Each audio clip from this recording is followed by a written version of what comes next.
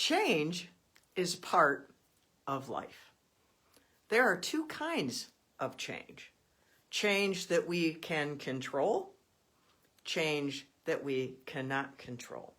I want to talk to you today about the change that you can control and to stop resisting that kind of change.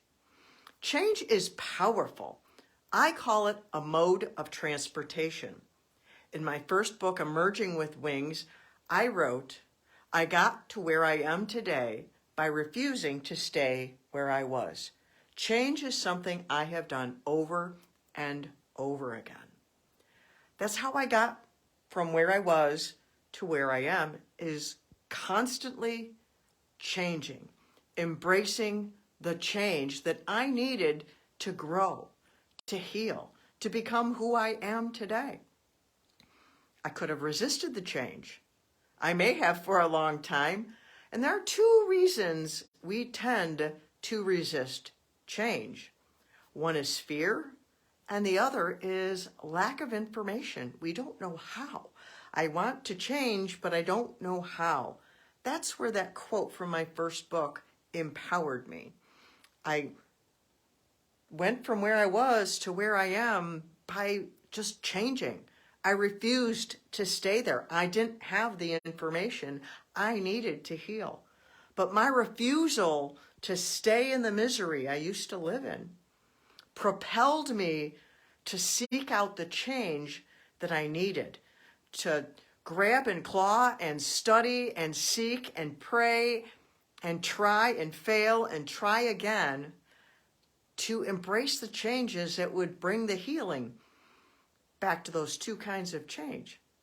Trauma is change we don't choose. Healing is change we do choose. And that's what I have done. I have chosen to heal. I didn't know how. It was scary.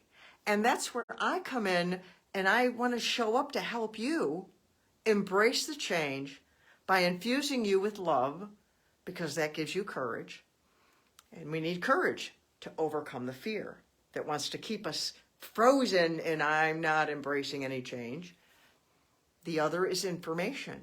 I have gathered a ton of information because of what I've been through. I have exposed the truth of emotional trauma in my own life, in the life of my clients, my students, and we are breaking the barriers to recovery. I did that. I have broken the barriers to recovery. I am not the same person I was at the beginning of this journey. Just last week, I was interviewed for 3 podcasts. I have been interviewed for well over 50 of them now. Back at the beginning of my journey, if you would have said I would be doing that, I would have started backing away in that fear and going, no, I'm not doing that. But I embrace the change of little by little and do just one thing. These are things I have spoken about before. I've written about them on my website. Do just one thing.